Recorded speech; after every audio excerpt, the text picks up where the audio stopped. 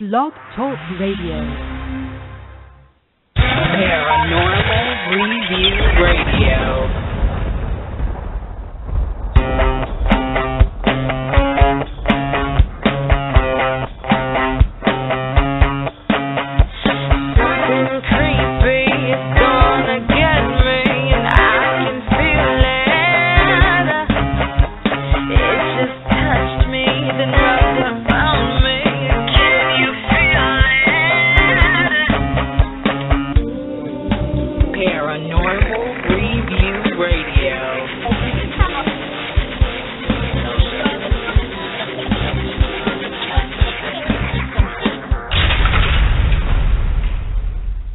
Hello and welcome everyone. It is Friday night and you're listening to Paranormal Review Radio, the only radio show without commercials and with more great paranormal talk. Thank you all for joining us tonight. I'm Anthony Agati in New York. And I'm Lucy Liebfried in Chicago. Put the kids in bed and get comfy because you're about to have a Paranormal Friday night. Welcome friends, family, fellow investigators, and those who are new to the field. Do you have a question to ask us or a story to tell? Well, don't worry. You have two ways to be heard.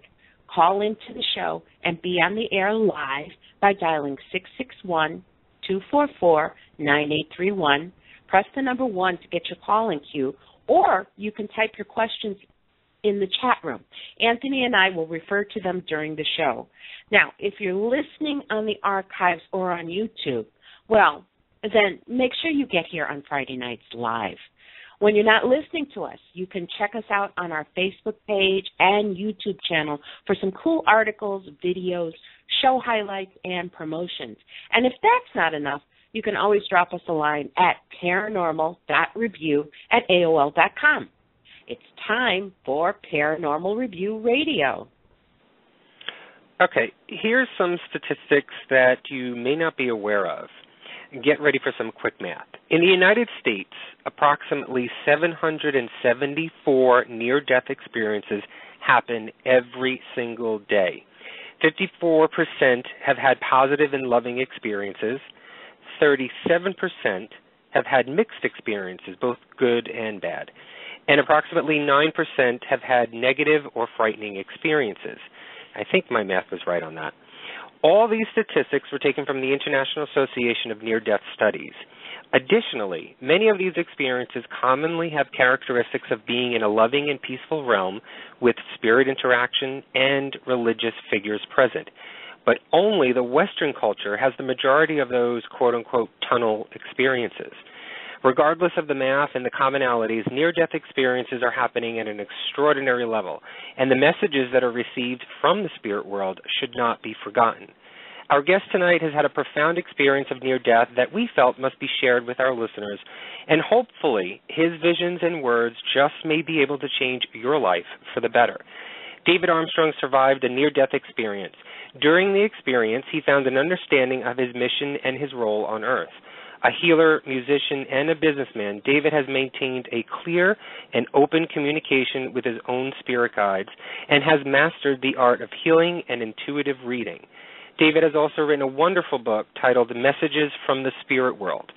Tonight, David will hopefully share never-before-heard knowledge about the structure of our universe, the functions of our soul and spirit, the structure of our mind, and how to connect to our guides and angels. You know, science has told us that when we die, our body, mind, and consciousness ceases to exist and function just like a television shutting off. But what the science world forgot to mention is that shutting off the television doesn't shut off the airwaves and signals the television still receives. And to David and others like him, those signals and airwaves are the essence of who we are and the essence of our true consciousness. Please help me in welcoming David Armstrong to the show. Hi, David. Thank you for joining us tonight. Hey, thanks very much for inviting me. Hi, David. Welcome to the show. You know, before we talk about your experiences and the messages, can you tell our listeners what David Armstrong was like as a child? Yeah, had you always believed in the spirit world and the afterlife? Well, yeah, I'd always, I was confused, though, because I was hearing well, I wasn't sure if it was voices, but I described it as an inner knowing. And I remember asking my grandparents and my parents if they knew what that message or voice was coming from, and for the most part, they just said, well, it's an aspect of yourself. And that makes perfect sense to me as a kid. However, when I had my near-death experience, I found out that voice was actually the voice of my guide. Well, can you take us to the day that you had your near-death experience? And what physically happened to you, and what was that experience like? Sure. Well, I was young, naive, and, doing the frat boy party kind of thing. And a friend and myself decided to go a little bit hog wild, and we bought ourselves a case of beer to drink. But apparently we must have got intoxicated enough, and basically I just drank myself to death. There was a bottle of Everclear that was about a foot tall. It was we'd bought as kind of a joke, and we had it sitting on the kitchen table. The next morning, that was empty, and my roommate wasn't nearly hung over or anything, so he figured I must have been the one that drank the whole thing. And of course, hard liquor is, hard for a reason.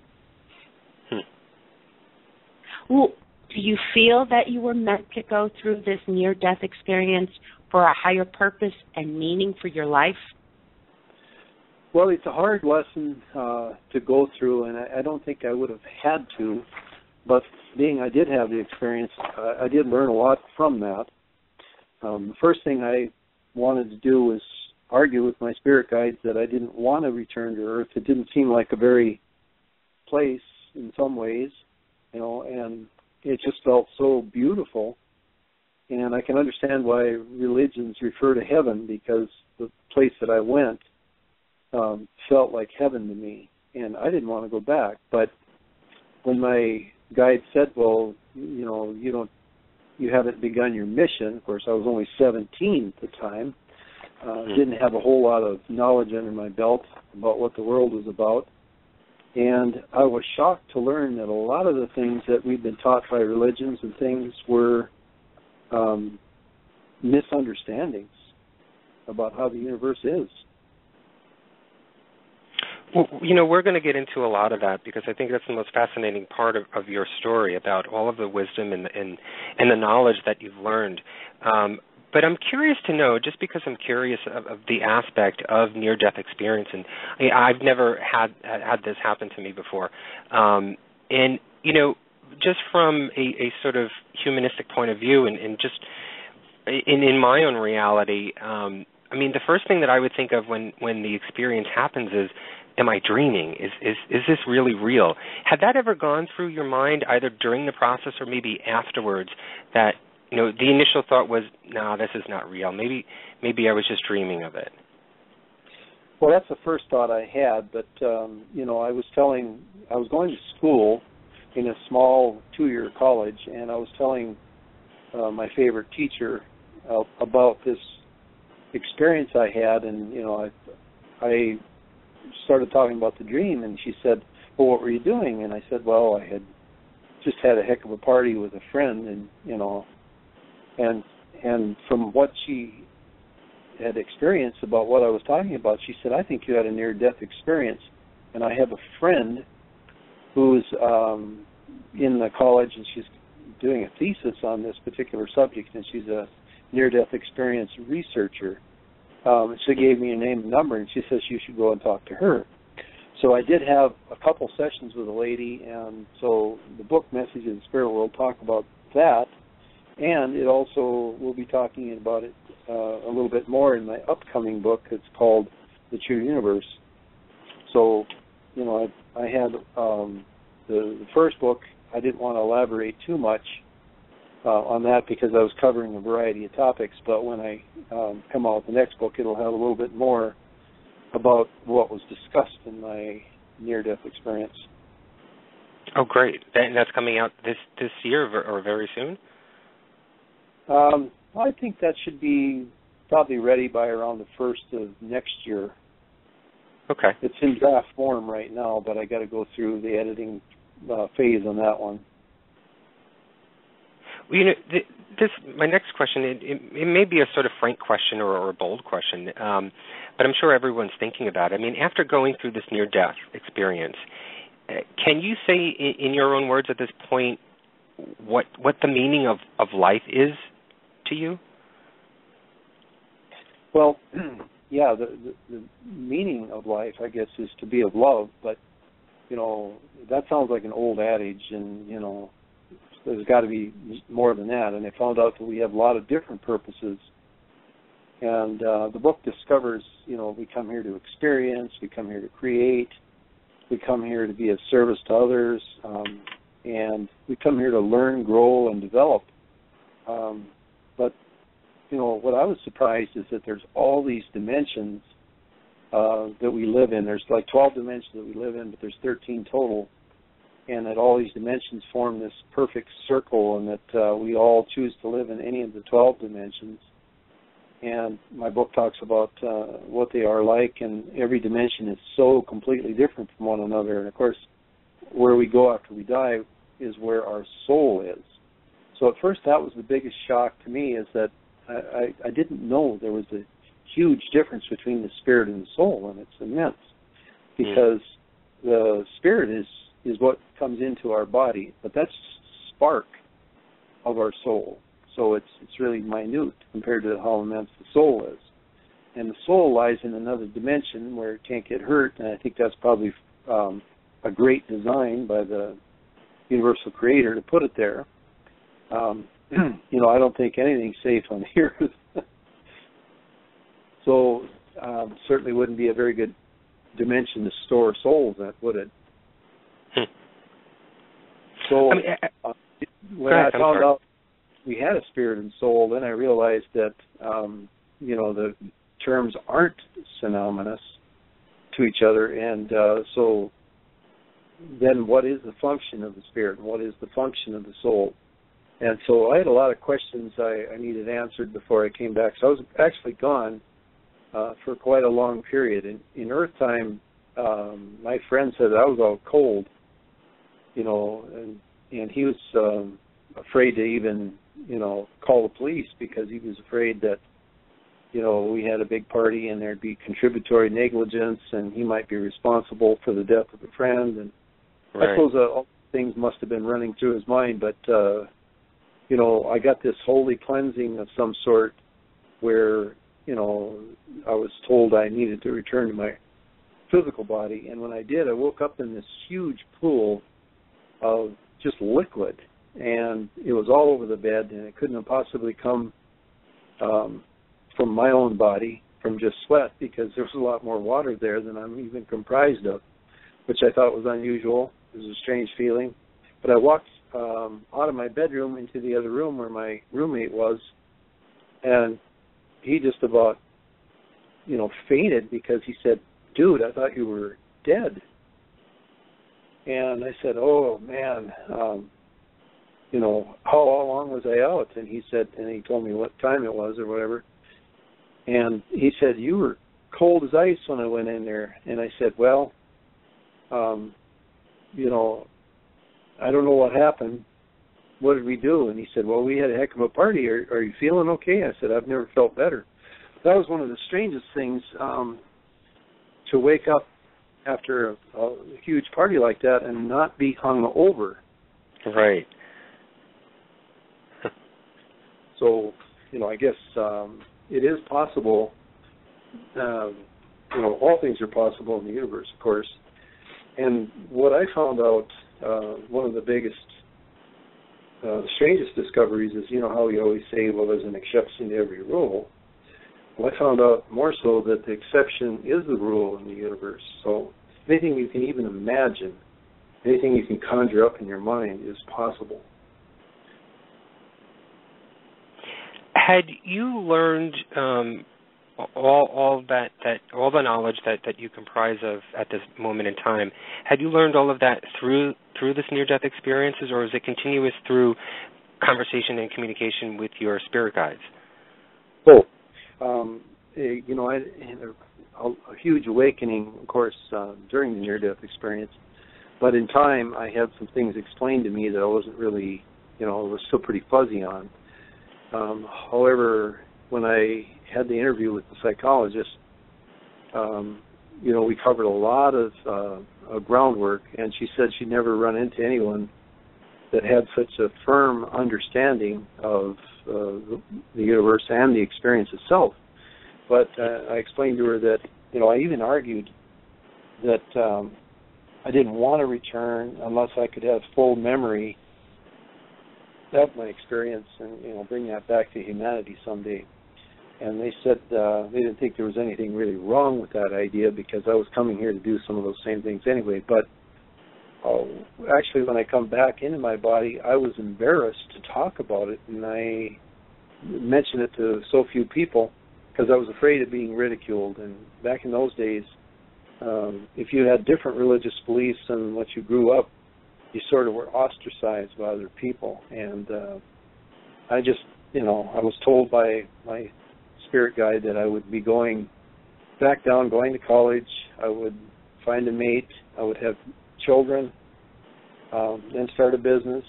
And, so I kind of already knew what my plans were.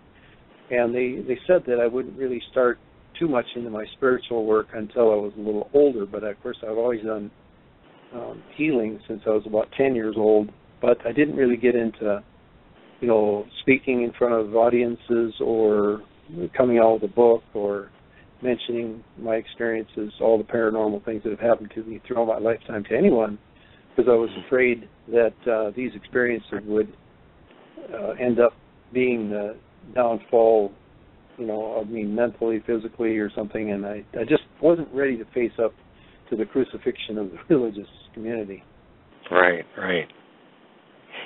Getting back to what you were mentioning earlier about the knowledge that you received about the dimensions and the realms and such, I'm fascinated with this completely because that's just my area that I love to learn about. And quantum mechanics, I've always read things in the science journals about that.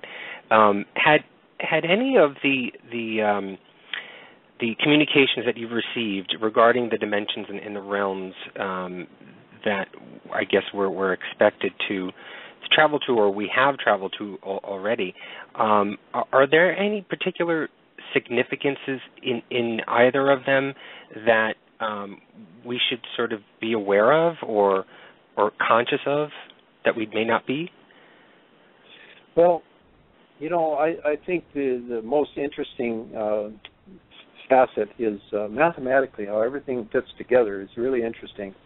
Like we live in what they call the physical realm, which is comprised of 3 dimensions, 1, 2, and 3. And the next realm, as they say, is 4th, 5th, and 6th. And again, that's 3 dimensions comprising a realm. And celestial realm, of course, is where our soul resides, and that would be in the 6th. And where we go right after we die, a lot of people say we leave this and go into the astral plane. Actually, that's what the guides call the 4th dimension. And so when we get there,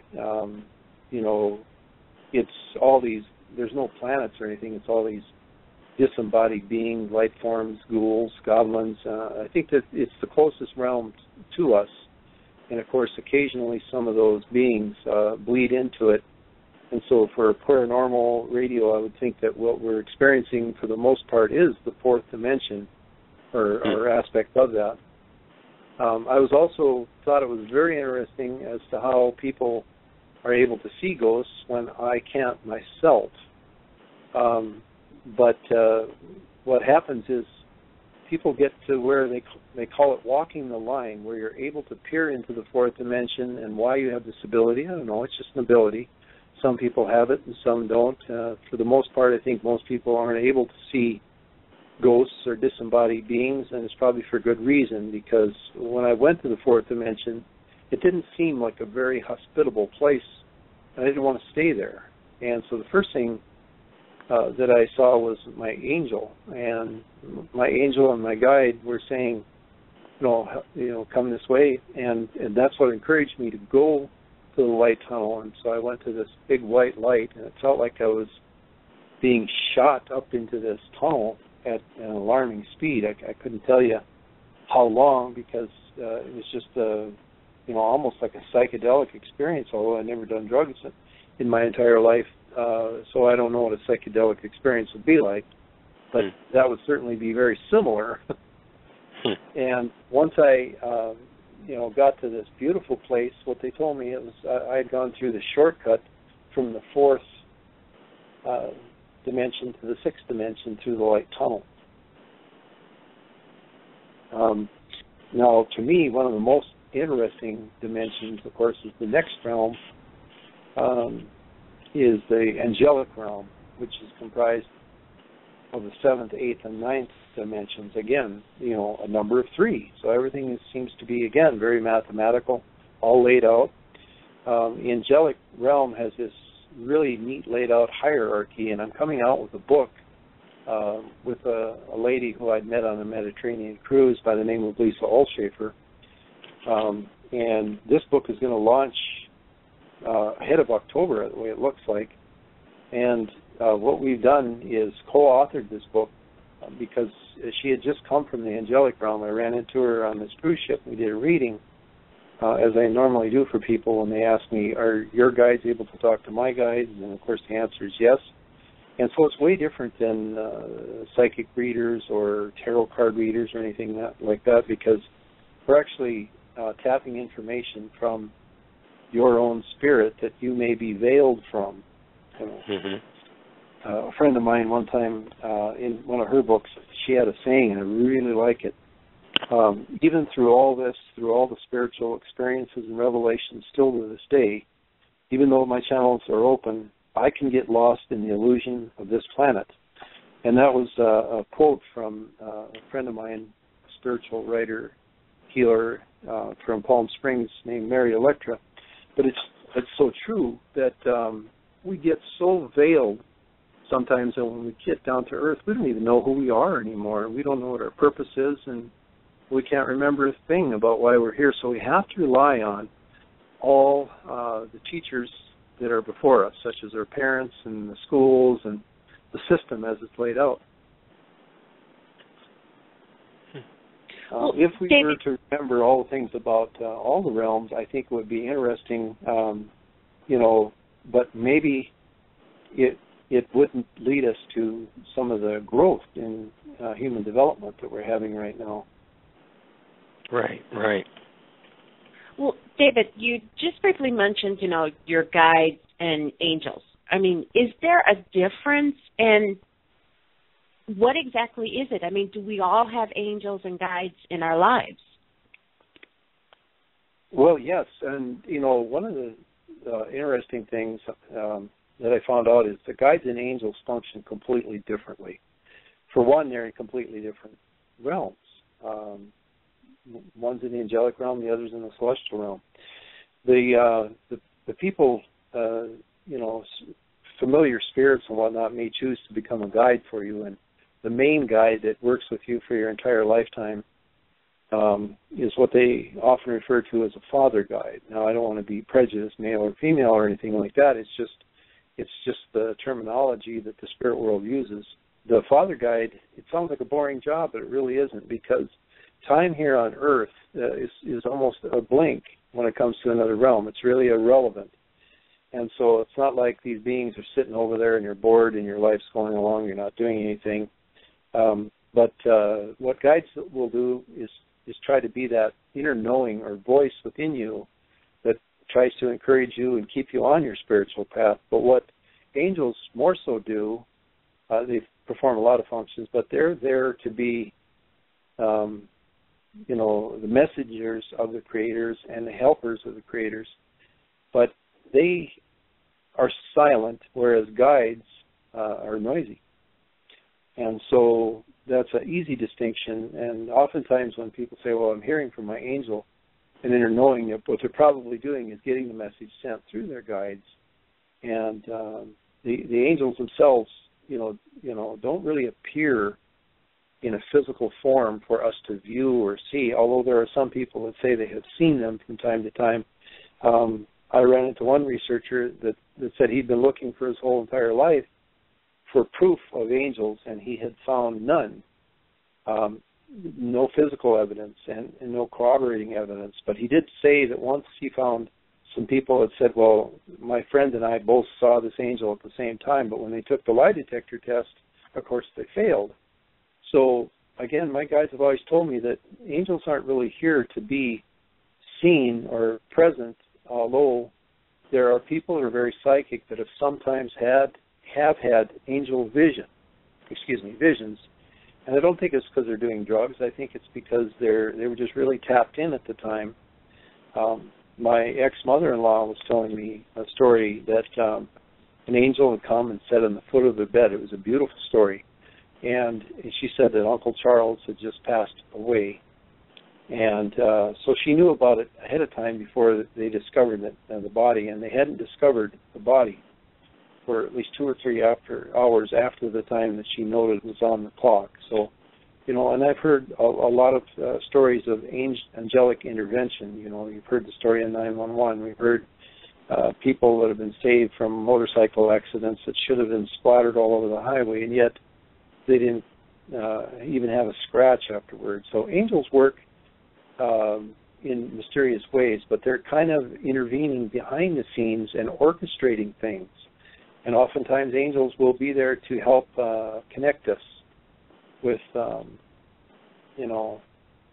our future loved ones or people we're supposed to be in business with or anything. But you'll read a whole lot about it in this new book that's coming out called Journey with an Angel. And I think that's going to be just a fabulous book for most people. I think that it'll really touch a chord. Well, you know, I've read your book, Messages from the Spirit World, and I found many things that were easy, and some I'm still trying to figure out when I compare them to what I've learned, you know, from the outside. But in your book, and you've mentioned it just briefly, you talk about the spirit and the soul and the difference, which I think is most profoundly stated and easy to grasp, I might add. The Bible talks about the differences, but it doesn't go into much detail. What have you learned about the soul and spirit that makes them so unique in their own ways? Well, the spirit is almost like the child of the soul in a way that, it's gathering material experiences that the soul so demands. And, when I say demands, it seems like the soul is being, too demanding on us sometimes because it wants a lot of things. It wants us to have experiences. It wants us to be creative. It wants us to, spread our love throughout the universe.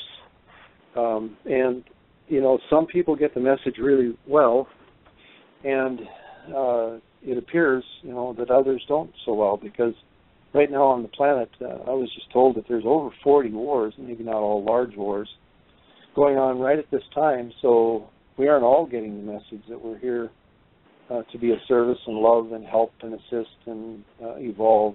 A lot of people seem to be vibrating at a lower level of awareness as to be distinguished from consciousness, because consciousness is a phrase that gets misused a lot of times, because consciousness are connected to states of mind, whereas awareness are the levels of vibration within those states. So most of the time when somebody says, I'm here to raise my consciousness, I think they mean awareness, because what we're trying to do is become more aware at a higher vibratory rate. So when I say higher, what I mean is moving into emotions of joy and love and happiness and, self-actualization and those things, whereas the lower states of vibration are at anger and hate and jealousy and rage and the things that cause us to have a unhappy experience in this body. Well, you stated that we all experience reincarnation of our souls, that we may have experienced other dimensions in other lifetimes. Can this be why sometimes we feel like people or places are familiar? And just what do we retain? Well, what do we retain from each incarnation? Well, we take a lot of things from each incarnation, but, we don't come down to have the same experience over and over and over again. Somebody says, well, why would you choose the role of a mentally retarded person? There's a theory out there that that's a really hard one to come by because there's a long waiting line to get into a mentally retarded body because there aren't that many of them.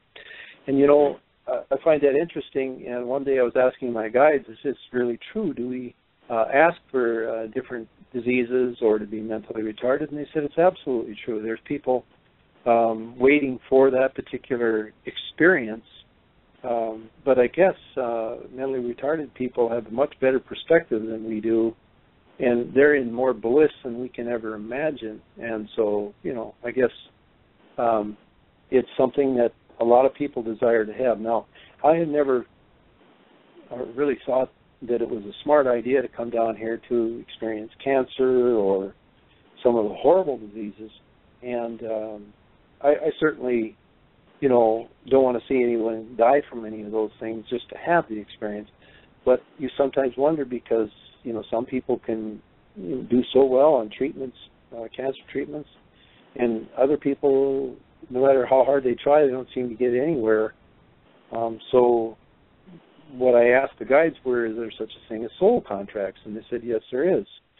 And I said, well, do people sign up and then they don't want to break their contract, and is that why they go through some of the diseases and, the short lifetimes they have? And they said, sure, that's a big part of it. Now, the question then remains, is there a way to break that soul contract if you no longer want to have the experience? And they said, absolutely. So what I try to do in healings is try to make people understand that you don't have to have this disease. You don't have to own it. If you don't like it, let's get rid of it and let's find another way to live your life. And, it's not maybe all that easy, but it can be, and we can have the experience that we choose, but we have to ask all parts of our mind. There's 3 parts of our mind, and I like to define it into superconscious, conscious, and subconscious. And for the most part, we've never dealt with our superconscious mind, but that's the bigger part of who we are, our spirit. And a small sliver of our 3 minds is the conscious mind, and another small slice is the subconscious. And, for years, writers have given the subconscious way too much credit because they think the subconscious mind does everything, and it really is almost like a hard drive, a storehouse. So if we compared it to a computer, it would be like a computer processor, whereas our spirit, that's the bigger part of who we are. And when people say that they understand that the spirit isn't that gray matter brain, and so we don't really use our brain to do our thinking. The thinking is done outside the physical body, so where is it? Well, the answer is the thinking is done in the spirit. And so when we die, it's very easy to be able to see things from a completely different perspective, but it's as though we have eyes in our spirit, because we can look down as we're leaving our body and see everything as though we were looking through the eyes of the person we were. So, a lot of near-death experiences said that they floated out of their body, looked down at themselves, and they couldn't believe what they were seeing. And at first they were shocked. Some of them were angry, and some felt relief, and so there's all these different emotions that just tend to be there the minute they leave the body, and then all of a sudden they no longer contain emotions. They don't have them, and it's a wonderful feeling not to feel pain, not to feel some of the negative emotions that we have. So many years ago I asked the guides, do we have to have these negative emotions? And he said, well, certainly they won't go away, but it's how we deal with these negative emotions that's important. So a lot of these build up within us like a big energetic ball, and they're called trapped negative emotions. And there's some other great researchers that have done studies on releasing negative emotions. And so I encourage everyone to look into that and find people that do EFT and different techniques that work with negative trapped emotions. Myself, on a lot of clients, I'll use tapping, and I'll use energy touch to be able to shed those negative emotions. So that's one of the most interesting things I found is that we don't have to contain all our illnesses and hold on to them. If we have the experience, we can say, superconscious mind, please relieve us of this, so be it. And then oftentimes you've changed the contract, but it's not enough just to say it once, because the superconscious mind also knows that, we ask for a lot of things. Hey, I'd like a Mercedes. I want that big house. I want this. I want that. I want a room full of chocolate candy bars. I want more friends than anyone else. I want parties. But they know we're not really serious about those things. We just want. So it waits to see if we're really serious. So that's why this repetition thing, and why we should continually pray and ask for the same things over and over, so that we're going to get what we ask for them. And what was funny about the universe we live in is it's not the way we've been taught. It's much more magical. It's much more interesting. And, the spirit is so much more powerful than we're ever allowing ourselves to imagine. In fact, we're going to be doing some experiments with some other people to see if we can't change the level of awareness of people so that we don't have these horrible, horrific wars that we're experiencing now. And enough people get together and do these meditations and prayers and go to the angels, who are the ones that are there to be of assistance in that regard, then I think we can change the world. Mm-hmm. Well, David, these emotions, do we feel them both in our soul and in our spirit, or is it one or the other?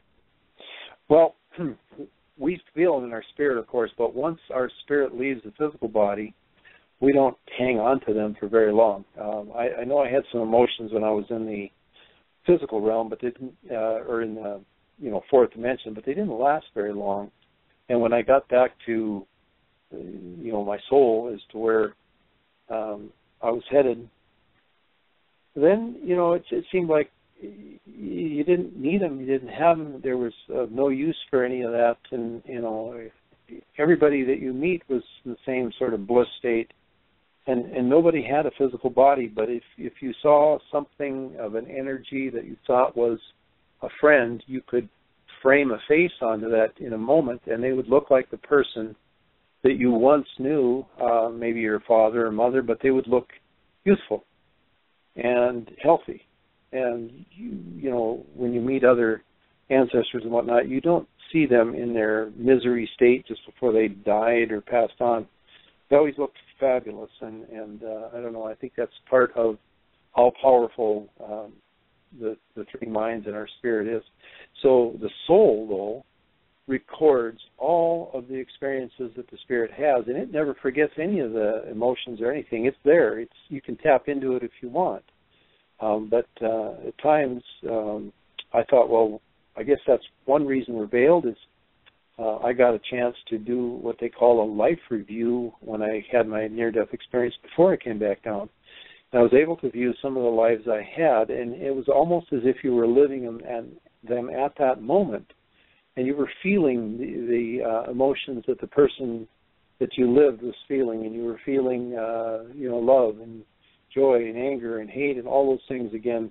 They felt very real, but it's confusing because it's almost as if all of these lifetimes are happening simultaneously, but they're obviously not. Of course, on Earth, we're in a linear time frame, or at least one that does look linear, but yet it's circular. But at any rate, we're here, and we're thinking, how can we possibly have lived so many lives in such a short period of time, and yet we find out our soul is so unspeakably old that we really can't even put a date on it, because from what I was told, the Master Creator created, all of these things, and the Master Creator, of course, created the Universal Creator, who creates the universes in which we live, and the Universal Creator creates the souls and puts them in the sixth dimension, and then the souls have experiences. I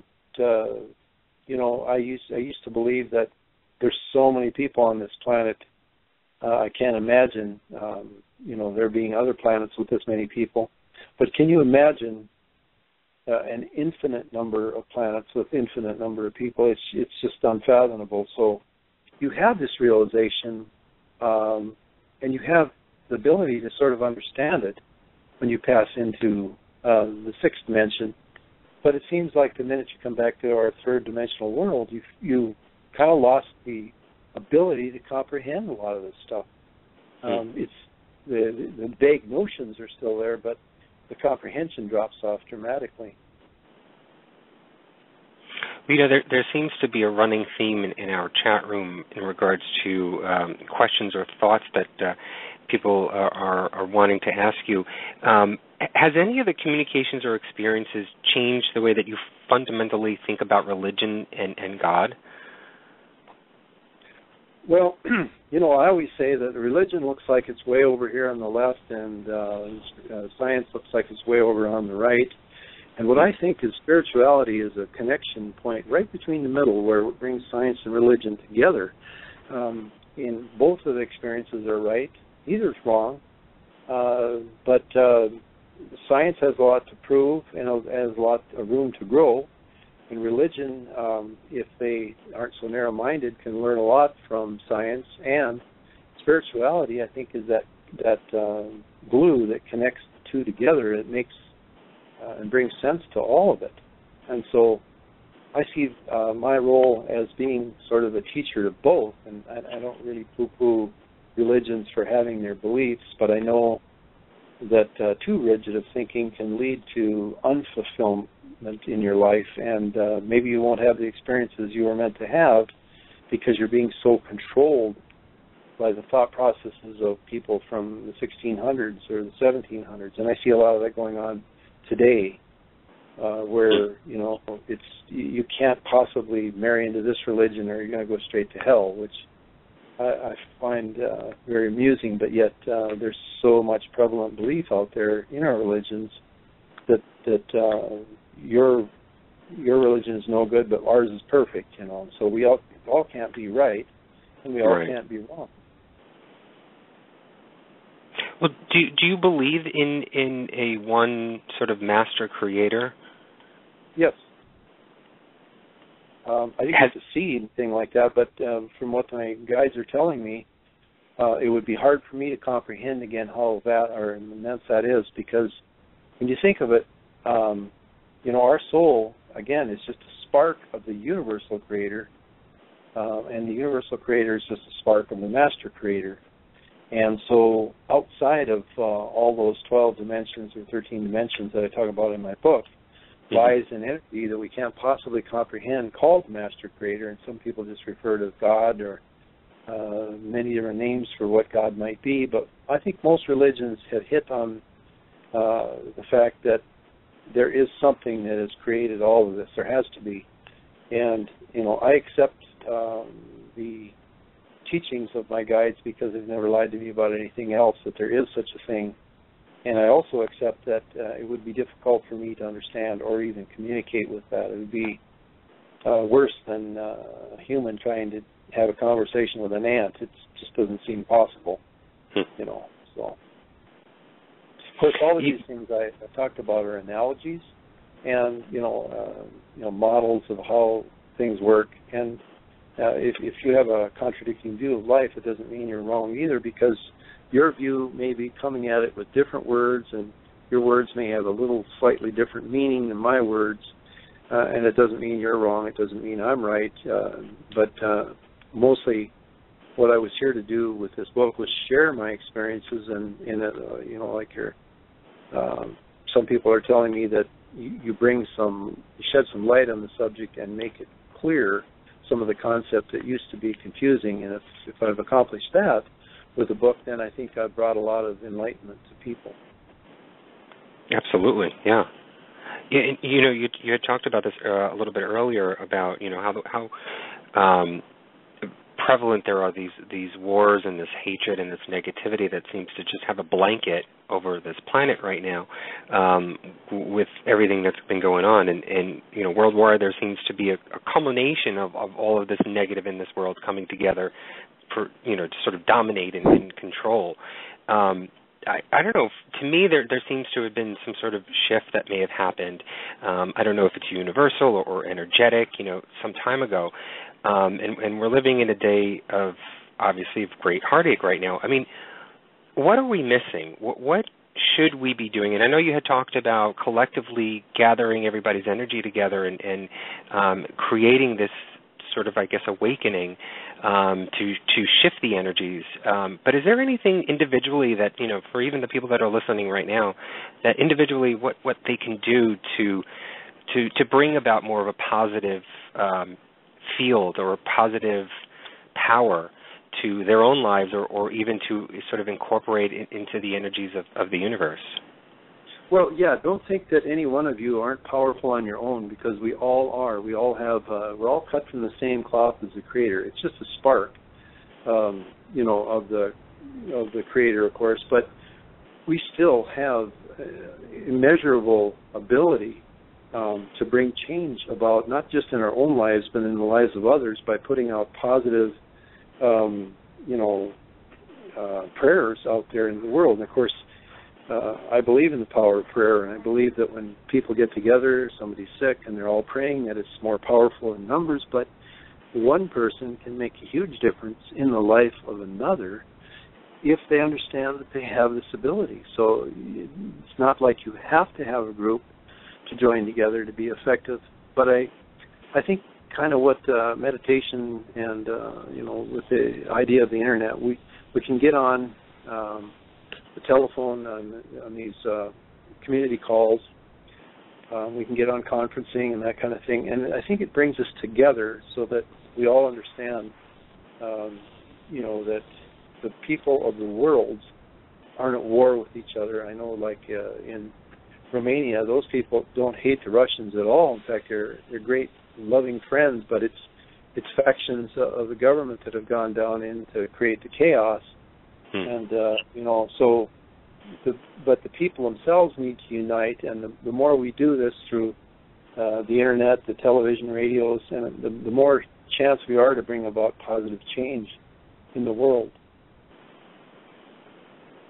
Well, David, there's a question that's been going through the chat room, and I think a lot of people are confused when you mention Master Creator and Universal Creator.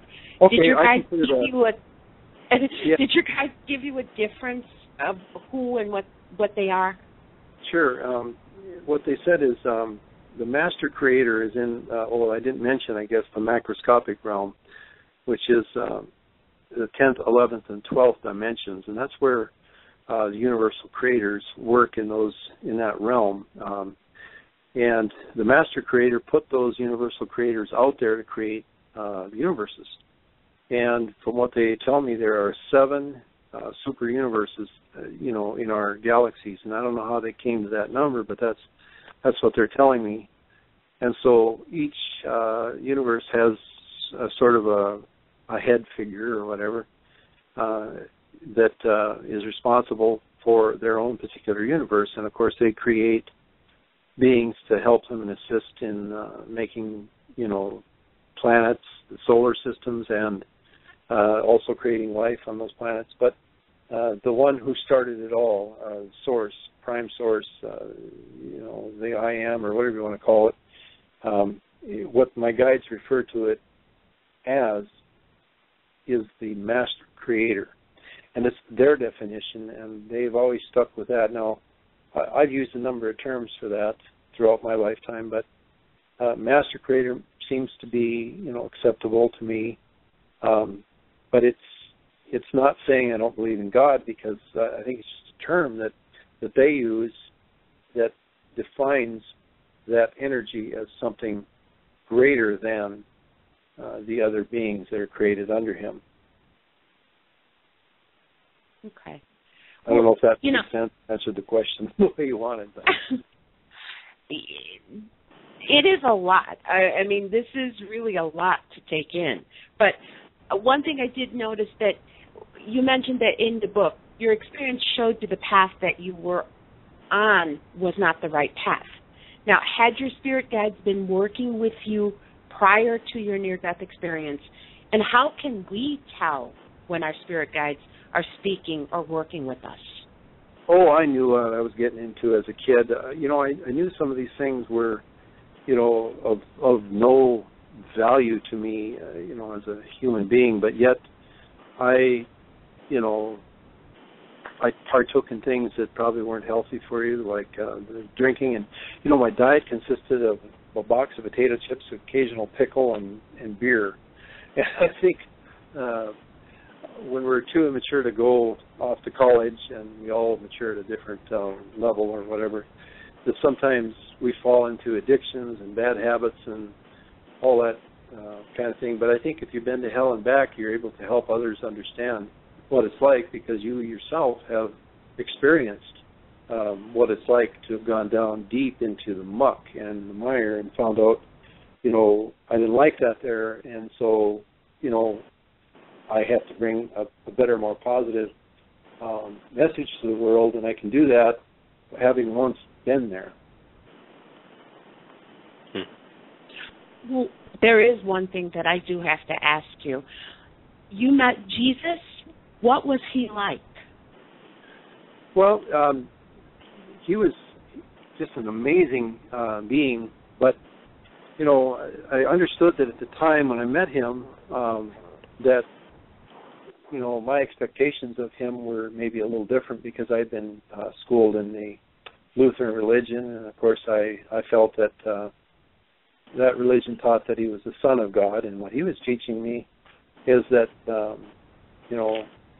we're all sort of sons of God, but, his role was as a master teacher, and he specifically told me that he didn't come here to be worshipped himself, not to create a religion around him. He wanted the message to humanity to be what we learn and to worship God.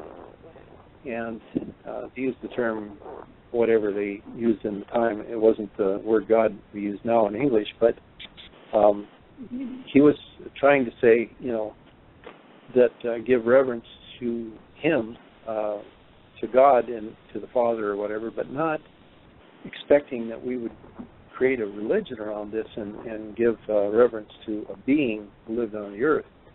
And yes, he was an amazing master teacher, so therefore I believe that is why he had exceptional abilities. But I saw him as a teacher who's, lived in all dimensions and probably been here one of the longest periods of time, and has achieved such reverence and beauty, and it has done things for all of his lifetimes, and so we need to be more like him, and ask yourself sometimes the question of how would Jesus handle the situation, and so I constantly remind myself when I'm faced with adversities that I need to, if I'm to model myself after somebody that I admire, I should ask myself, how would Jesus handle the situation?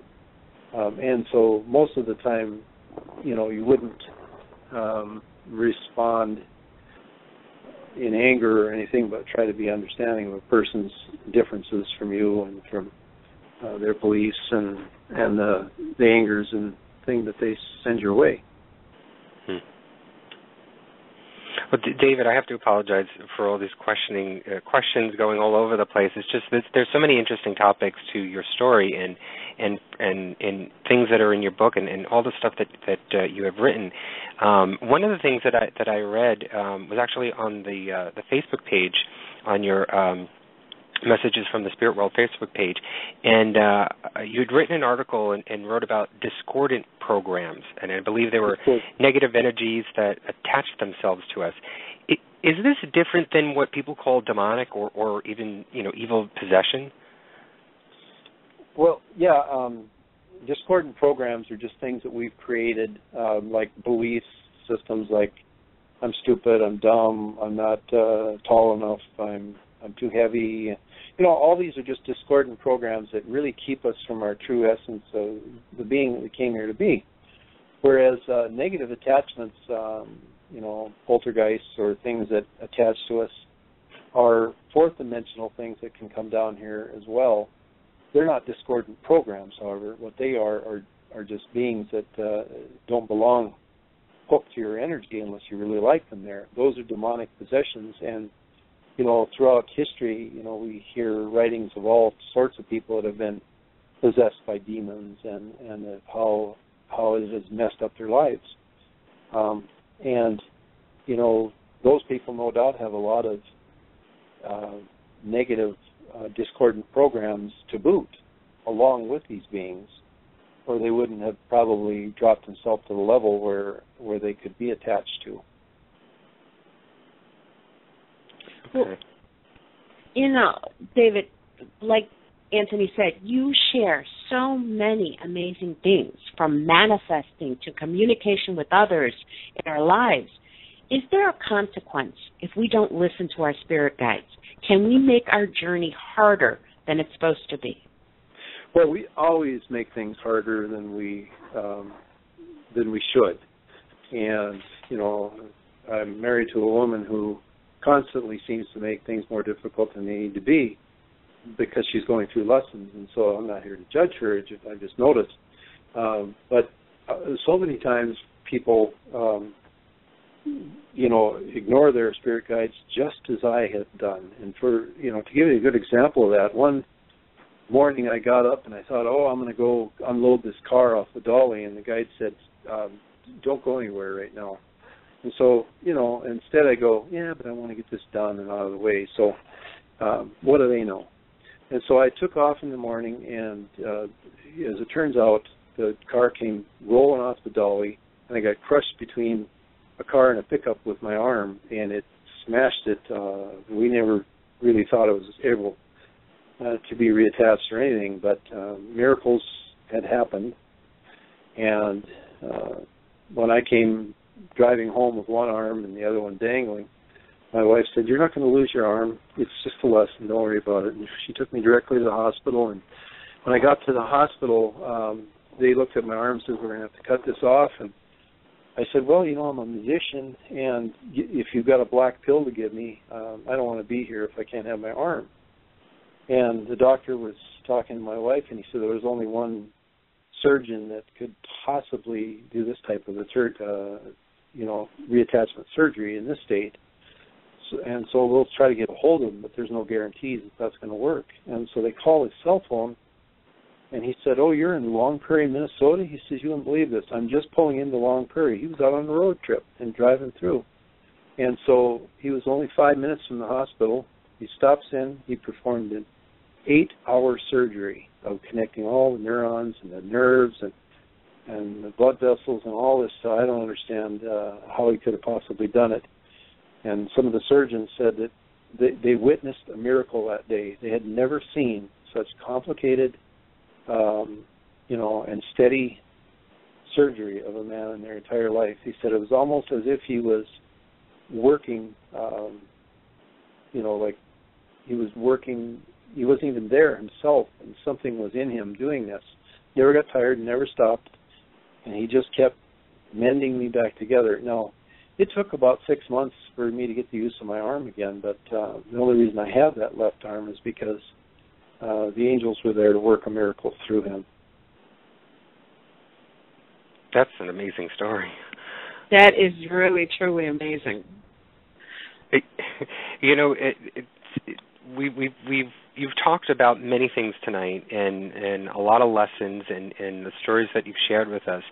Out of all the lessons and the knowledge that you've been given about the spirit world, what is the one thing that you want to stress to our listeners that they sort of take away from tonight's discussion? Well, at the end of my book, I mentioned that it really is time to awaken on this planet, and I believe that that there's all sorts of life and all sorts of planets. I do know that we're evolving still, and that I think each one of us can contribute to that evolvement by being of service in some particular way. Some people are great artists, some people are great musicians, some people are great at plumbing, and some people are great car mechanics, and so each one of us play a very important role in keeping the continuity of this planet together. But in recognizing and loving one another is the most important thing that we can possibly be doing. And loving one another means not being judgmental or not hurting or creating problems for anybody. For the most part, I think most of us have a great nature on this planet, but we sometimes get sidetracked. And, if somebody does something bad, I say, well, they're not a bad person. They're just not who they should be right now, and they're play acting another role. So I think we all have the ability to be better and to look at ourselves and say, how do I better myself? And in doing so, how do I become more loving, and how do I connect with my spirit? And that's what really life is about. It isn't about how many dollars we can achieve or how many beautiful possessions we have, because those things can't be sent on ahead when you die. Only the experiences. So the idea is to have the best experiences and be creative as we can and learn from one another and try to love one another. It seems to be the most easiest task in the world to love. I think you have said this before, and we've said this before, that it's just, you use so much energy to create negativity.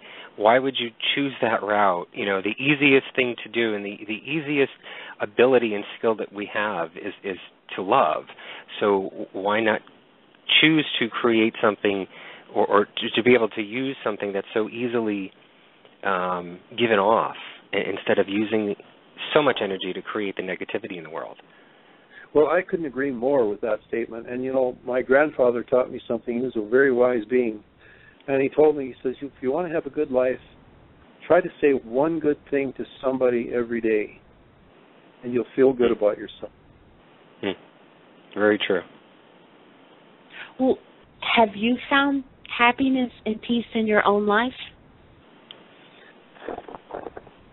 Well, every day I try to look at it and say, what was the best part of my day? And so when I was raising my two children, we try to get together at night and say, okay, what was the best thing that happened to you today? And then each person will get to talk about what they had. And that really, tells kids that you're involved in them and that you care about them. And you get to talk about, what you experienced from the day. So I think, we experience happiness. Some days aren't so good, but most of the time I'd say, our days are what we make of it. And so, having to go pay taxes for the day is probably one of the worst things, in my opinion. That's a bad day. And sometimes being in the doctor's office for hours and hours, waiting for a friend or whatever isn't a great experience. But we can learn from those too. So it's best to say that,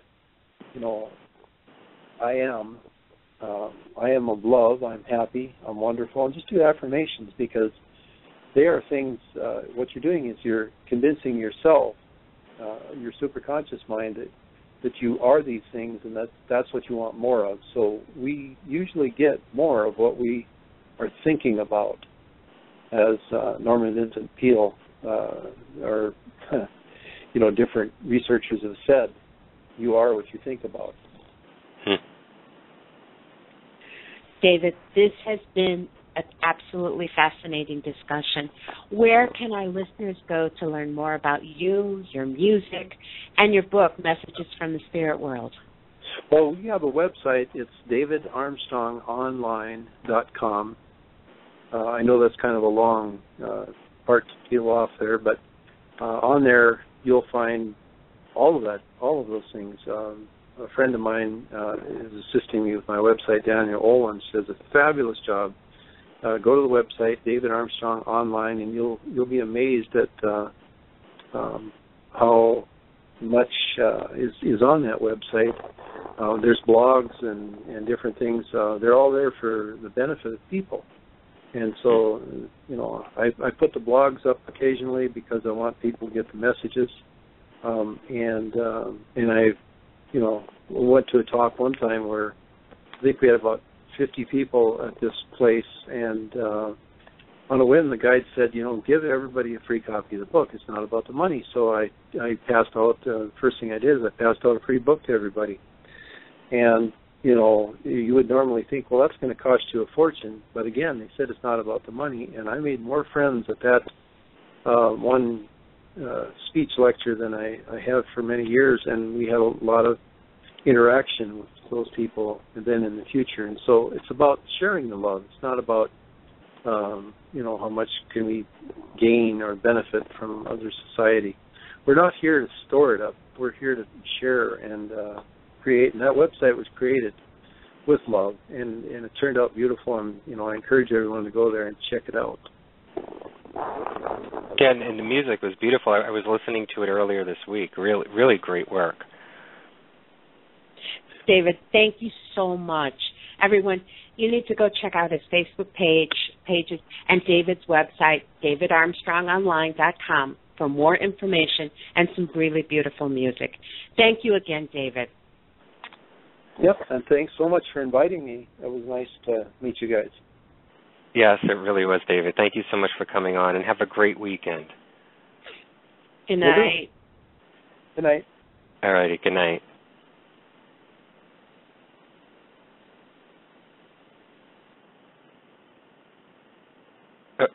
I think I lost Lucy. Call in, Lucy. All righty. I don't know about you guys, but my mind has been blown yet again with another guest on our show.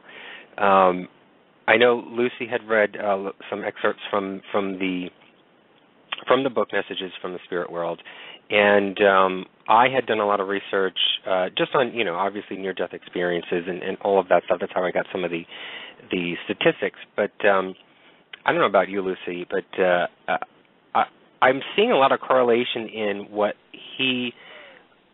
the knowledge that he received from the spirit world. I'm seeing a lot of the correlation in a lot of the research that I had done, on my own, both within quantum physics and quantum mechanics side of things, the science side, and, with the experiences that we've had, but then also to the in-depth research that I've had within the paranormal topics that we've talked about and discussed on the show. I'm seeing a lot of the correlation in what he's talking about with the superconscious, the subconscious, the conscious mind, but not only that, the soul and the spirit.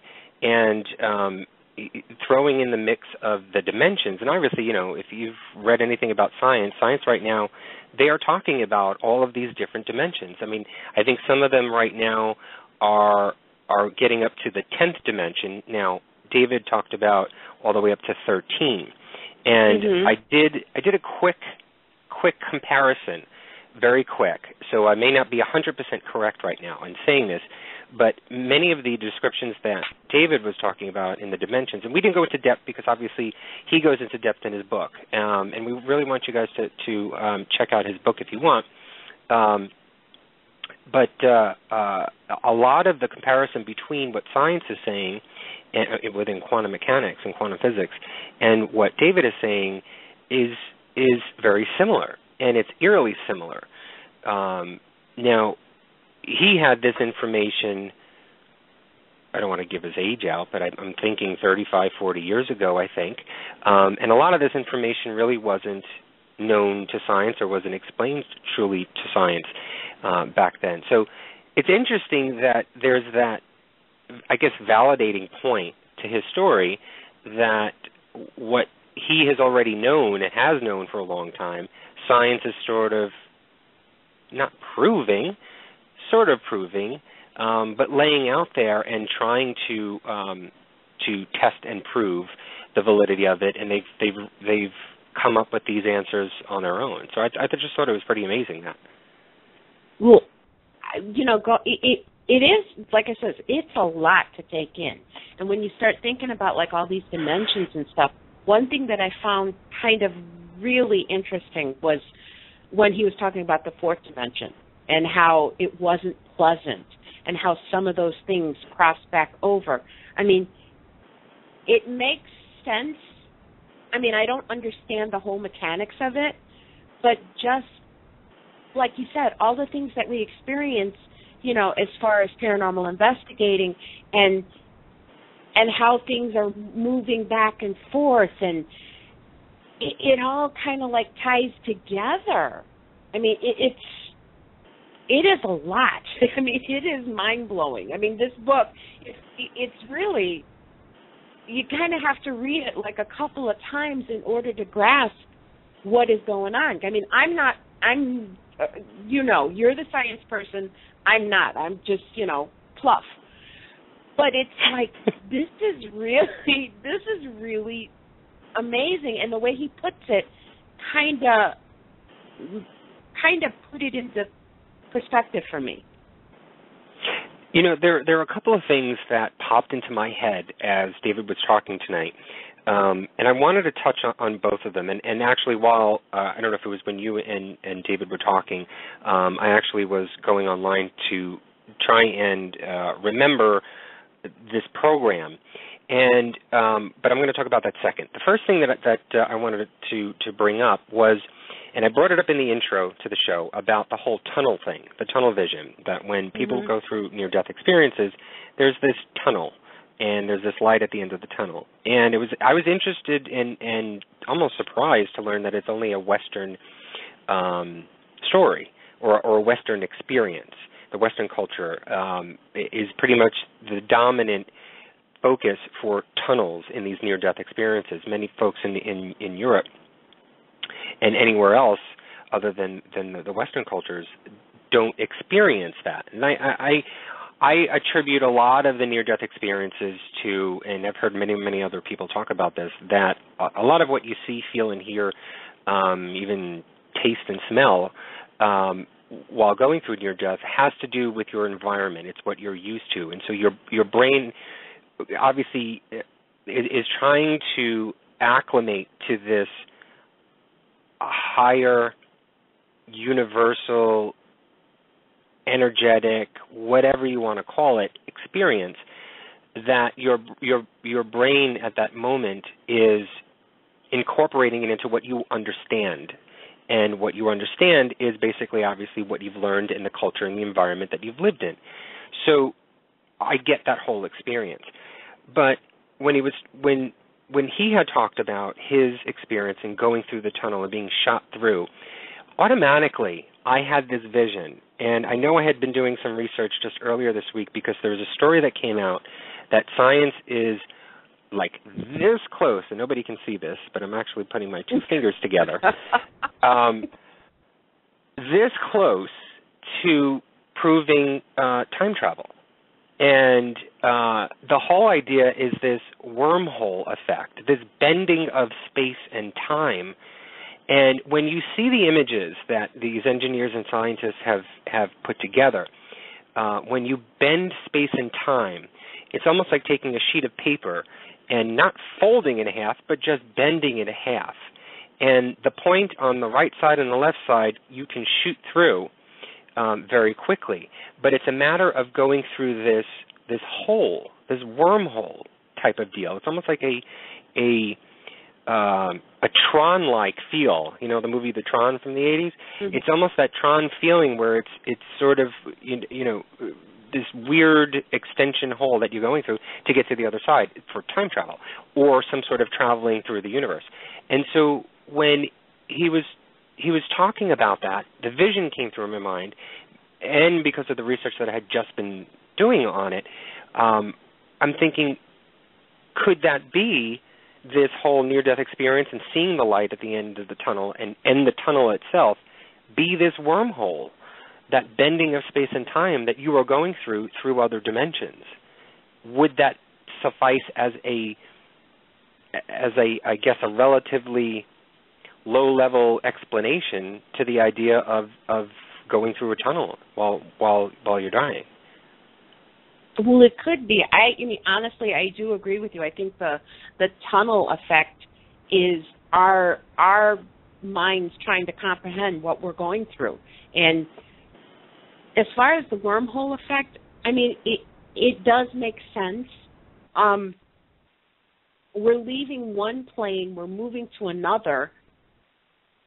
But one thing that he didn't mention in the book was that time isn't relevant when you're on the other side.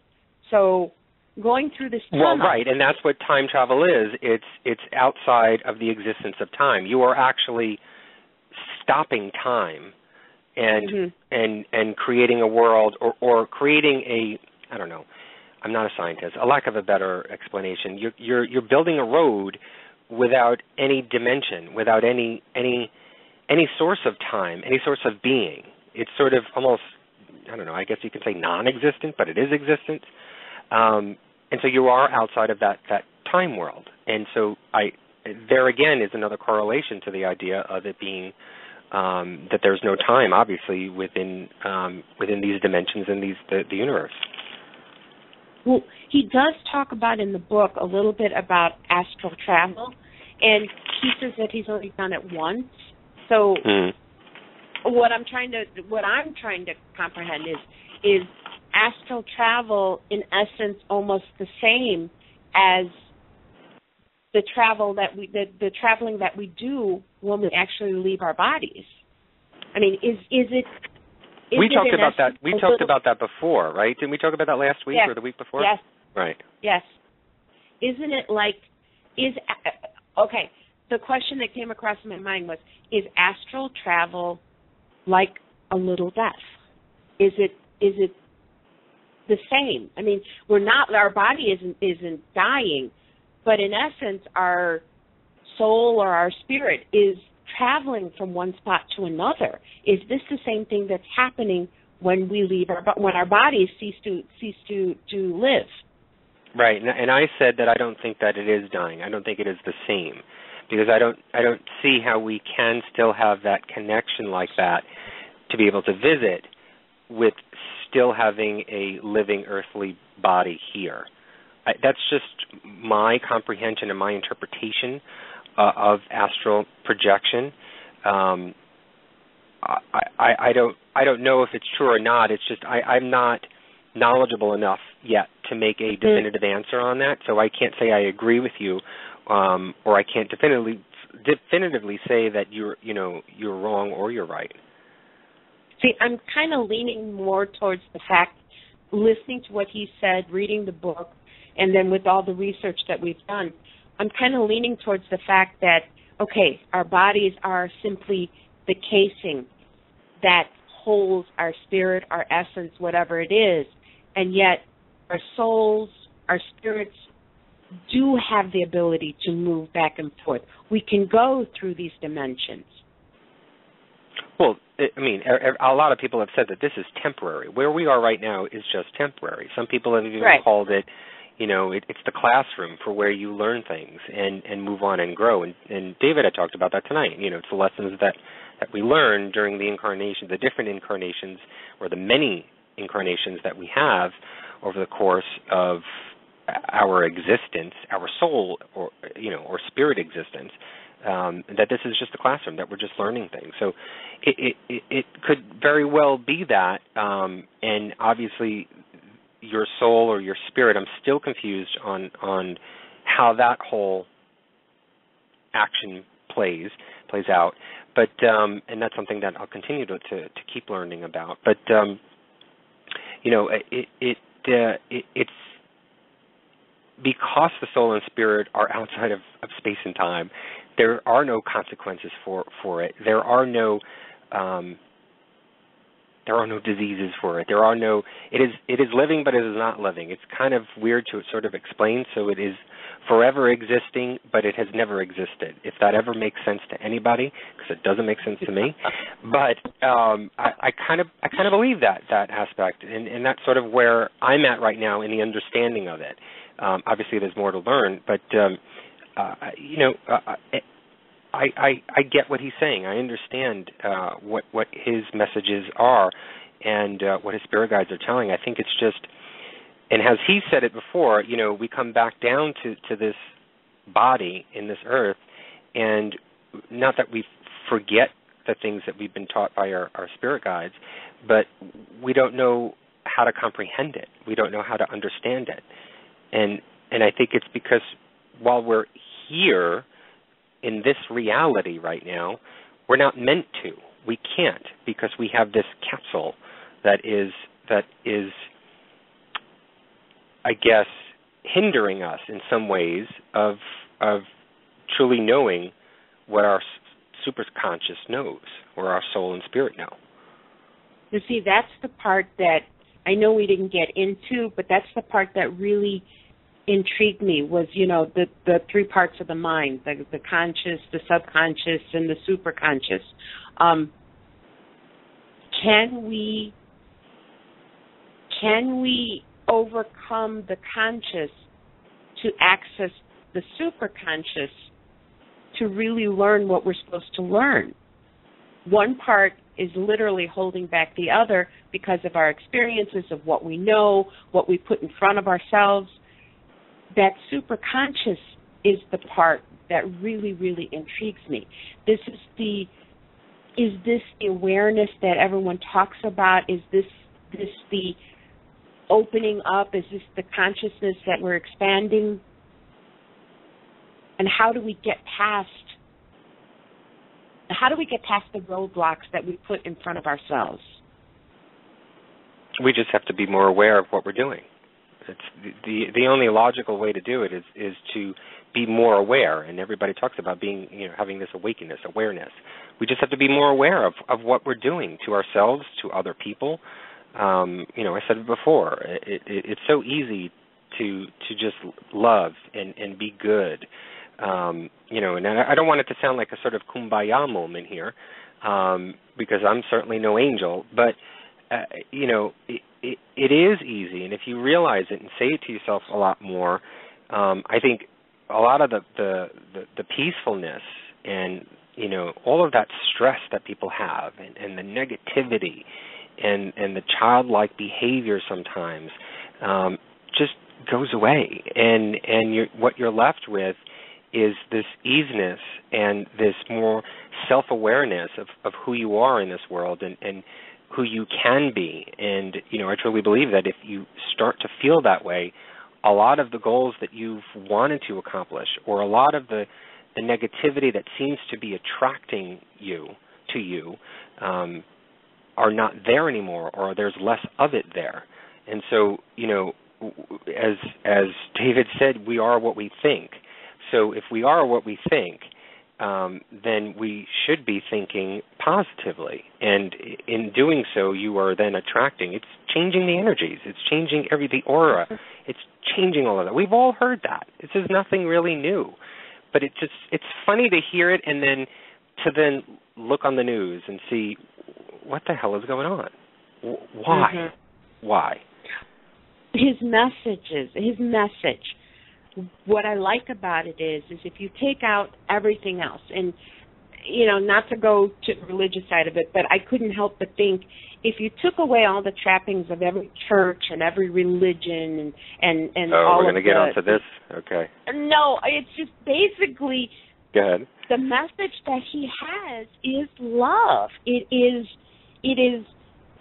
looking out for your fellow man. I mean, the basic message is the same thing. Whether it's coming from David and his spirit guides, it is basically the same message that most religions teach. And I like that. I mean, that to me was kind of comforting.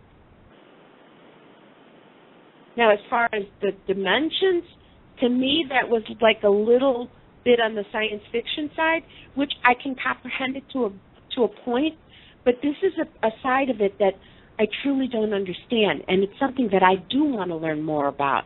I mean, it's exciting. It's like there's so much more than what we have and what we know, and this is just like amazing to learn about. I mean, there's so much more that we don't know.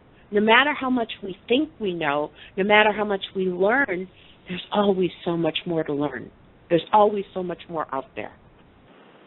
I think the most exciting feeling that everybody gets is the feeling that, it's almost there in arm's reach, but you can't yet grab it. And it's that excitement, and it's that challenge, and it's that rejuvenation, that spark of energy that you get because you keep reaching out, but you can't get it. But you keep reaching out, and you still can't get it. And you say, okay, maybe the next time I reach out, I'm going to get it. But no, you don't get it. It's just that constant challenge that everybody innately is given as a human being. And so I think that's what is that great feeling that we all have, and that's what gives us that motivation to continue.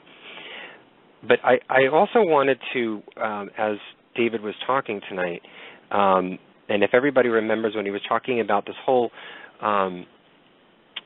if you get everybody together to collectively think positively and, have that sort of global awareness, that hopefully we can sort of change the world, change the way that we all think and feel and act, and change the universe, change the structure of the universe. It's energy is what we all have and what we all possess, and it's what we all give off. So obviously, energy that we have is physical, and it affects the surroundings around us. I don't know if you're aware of this, or if you guys who are listening tonight, if you're aware of this as well, about the Global Coherence Monitoring System. Have you ever heard of that, Lucy? No. I did. And I did years ago. I think it was about, I'd say, 10, 11, or 12 years ago. It was a year or 2 or 3 years after 9/11. And I remember it was actually on a news report where they talked about how someone did this study, and they must have had this program set up. And I don't know the history of it, but obviously it was before 9/11. And during the events of 9/11, there was this global coherence monitoring system that had been set up, and had been set up for a while, like I just mentioned, that tracked and monitored the geomagnetic field and the pulsations and the magnetic fields on the Earth and in the ionosphere, basically in the air that we breathe. This system tracked and monitored these energy fields. And it was on this news report that they talked about creating this report, this stat report, on 9/11, on September 11, 2001, that the energy levels were extremely high that day. And the only way that they could explain it was the feelings that everybody had because of the events that had happened heightened the energy. That the energy that we gave off, either it was loving, it was despair, it was fear, whatever it was that we were feeling, we were obviously giving off this energy. And this system had tracked it. And it had continually been tracking these things during earthquakes and volcano eruptions and all of that stuff. And naturally, since the Earth has energy itself, physical energy, it naturally gives it off into the air. And obviously when that happens, it spikes up as well. So, when everybody talks about this whole solidifying and global awareness and awakening that we should all do, and, people sort of say, oh, that's garbage. That's just, what mystics say and what, cuckoos and crazies say, and it's not really anything. This, I can tell you, it is true. With this system, we ourselves give off that energy. So if we're able to give off all of this fear and anger or whatever it was, if we all give off a positive energy, then obviously we can change the structure of the air that we breathe in. Everything that is surrounding us, we can change the structure of. And what that could do is create a different outcome for us individually, and then us as a worldwide human nation. So, again, what would be the harm in doing that? Why couldn't we all just do that? Why is it so, not taboo, but why is it so silly that people think that it is to do that when obviously there's a difference. That our energies that we give off make a difference in this world. I think, first off, I don't think people really realize that we are all energy. And I think we're not taught from childhood about our energy and what we put out into the world and those kinds of things. I mean, these are all things that, they have been defined as, it's new age, or this is, it's something. It means nothing. But I think as we learn more about it, I mean, everyone is aware of, when, like you said, when things happen, you can feel when there's excitement. You go to a concert, you can feel the air is different. You can feel the excitement in the air. When something major happens, like even after 9/11, when everybody came together afterwards, there was a feeling in the air. Everyone was like united first in their grief, and then they were united in their resolve to come back from this. That was a perfect example of everyone with the same kind of energy.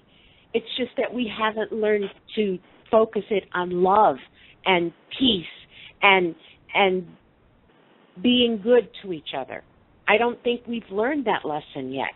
I think a lot of us are coming to that point, but I don't think everybody has it. I think once everybody learns that all it is, it starts with yourself. All it is a smile. All it is a kind word.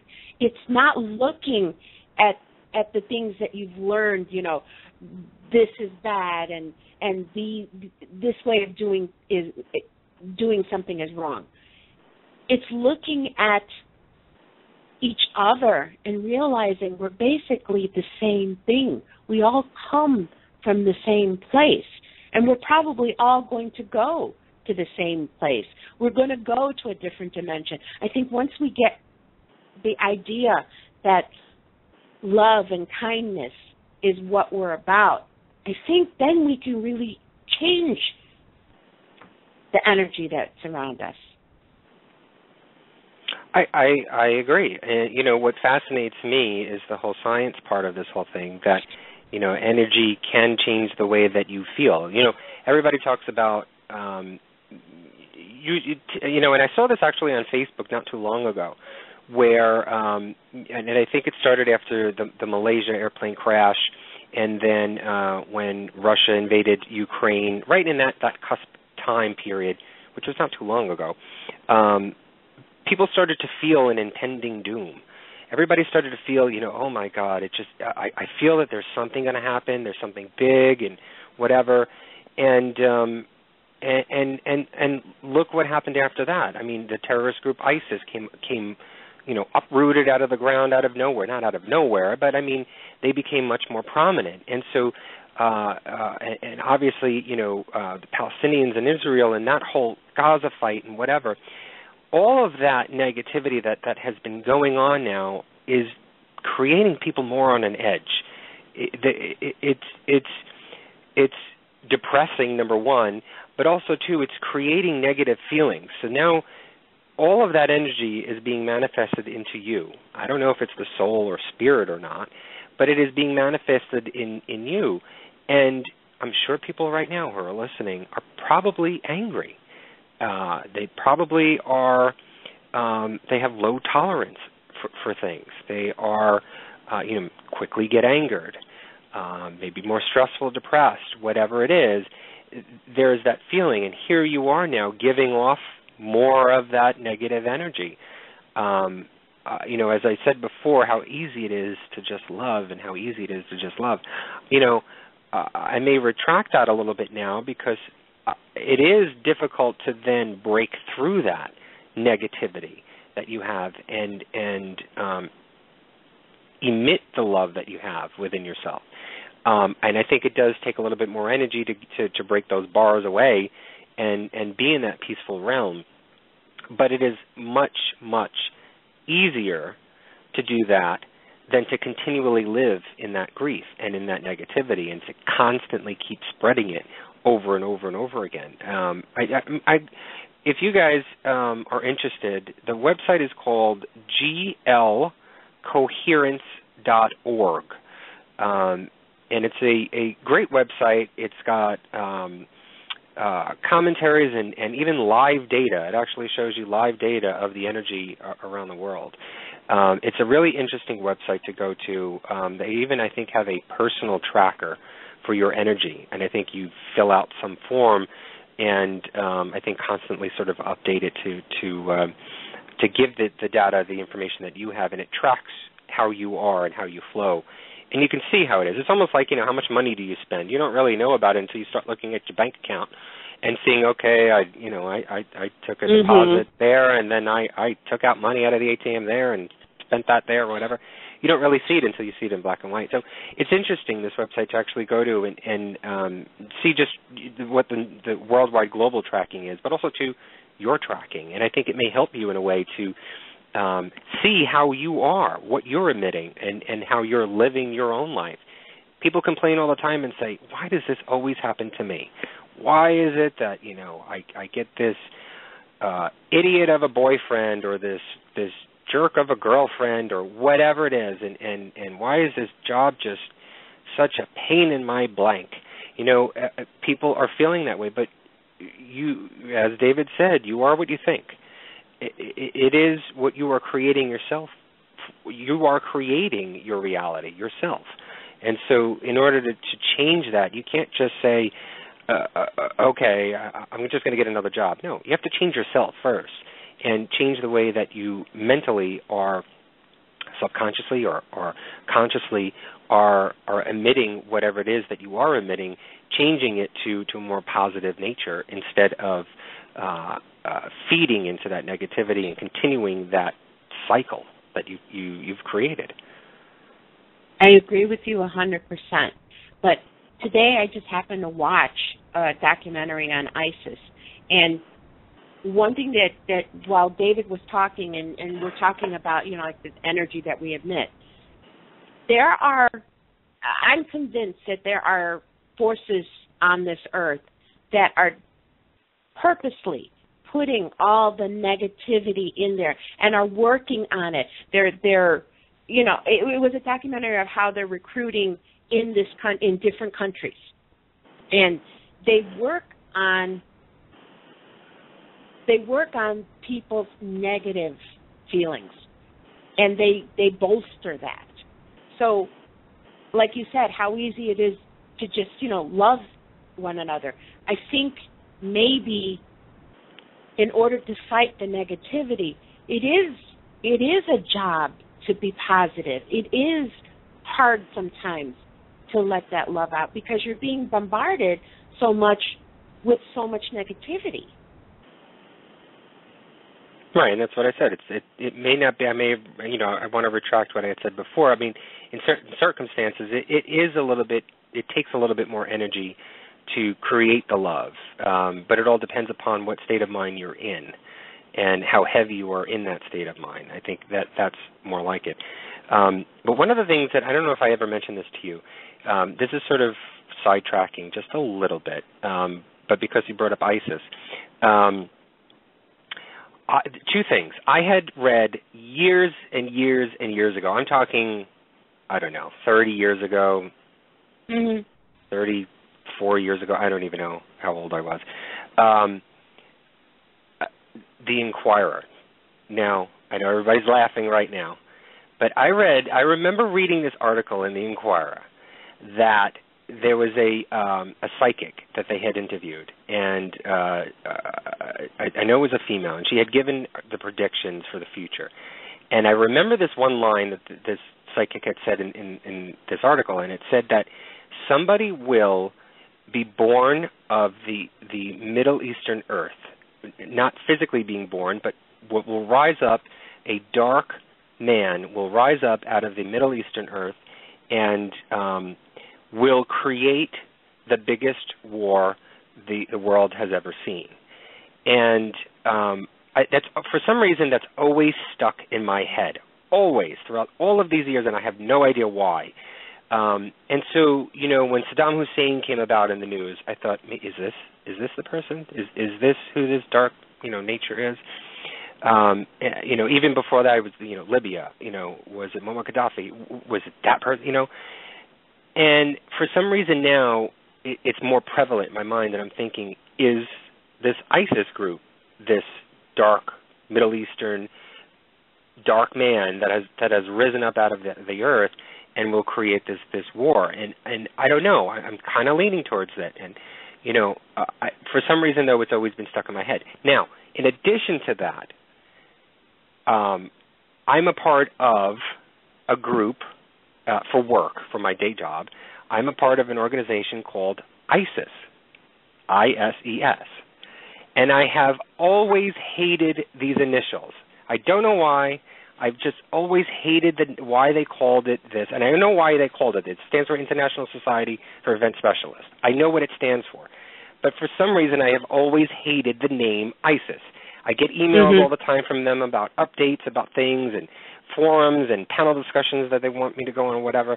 And I've always deleted it right away because I hated seeing the name. I hated reading that name on my email. I just deleted it constantly. And then when this whole thing popped up with ISIS, I'm like, holy shit. Is this why? Is there some negativity that I've known about that it never sort of came to the forefront of my mind for these initials of ISIS? Or, you know, it just is. It's weird for me to talk about or to even think about. But I'm saying to myself, okay, just to make myself feel better, I said, okay, now I know why I didn't like that name. Okay, now I know why. Okay, so I have a question for you. Do you believe in spirit guides, and could your spirit guides have been pushing you towards this knowledge? Do you believe that? I don't know, because, you know, one of the things that I have about myself is I don't think I'm special. So why would the spirit guide tell me about something that would affect the entire world? Why me, you know? So I never believed that idea. You know me, I don't believe that I am psychic or any of that. I know. I don't. I just don't. I can't fathom it at this point in my life. But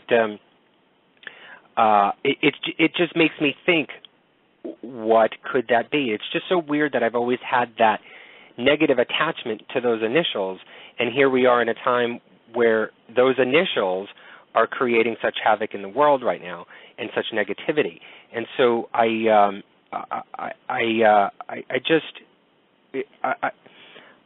thinking about it more. I don't have an answer. I'm just thinking about it more, and I'm not sure what direction it will lead me to.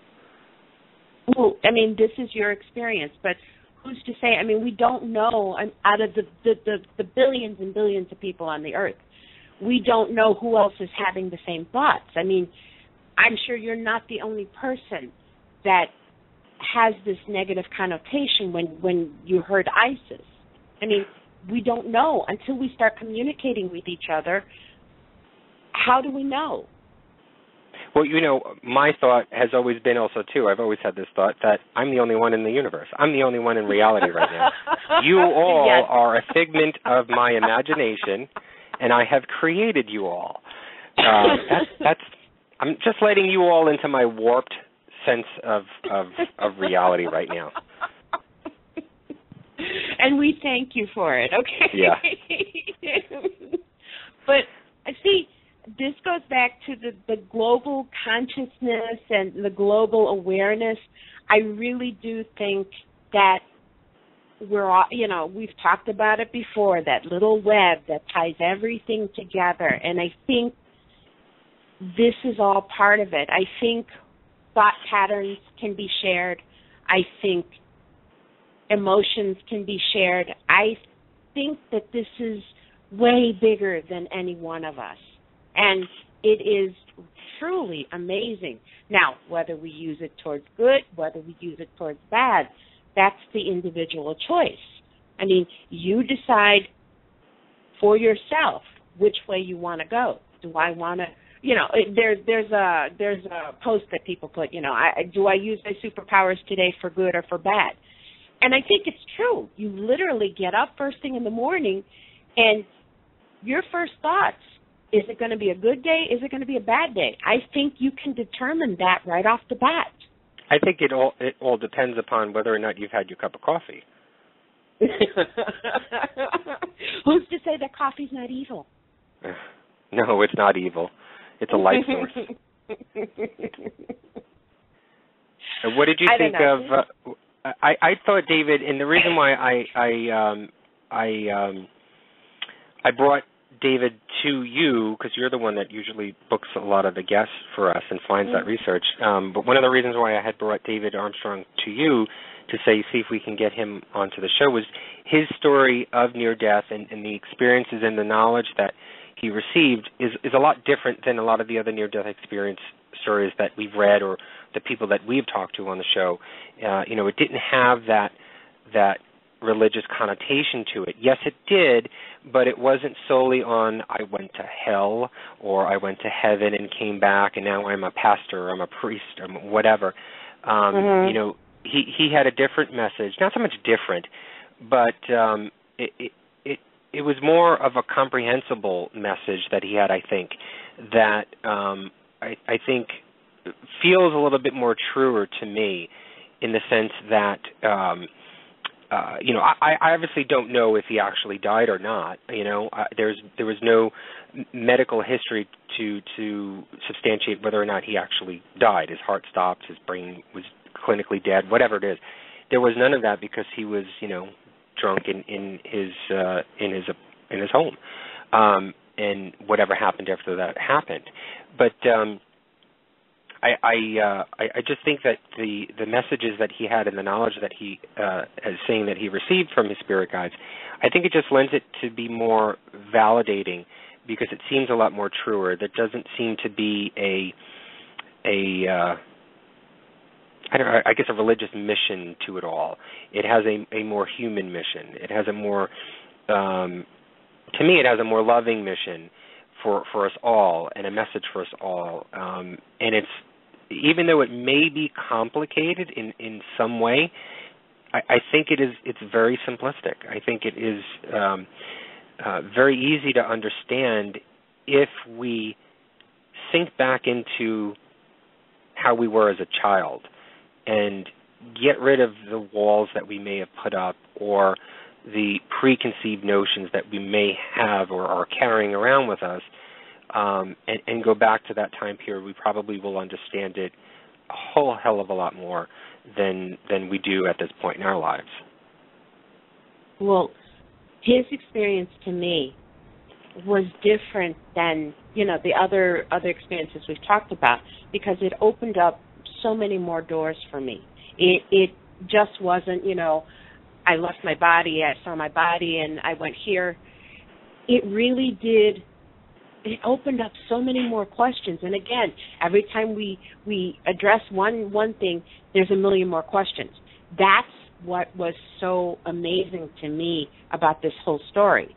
The thoughts of the dimensions and everything like that, it just really opens up so much more that I want to explore and I want to know about.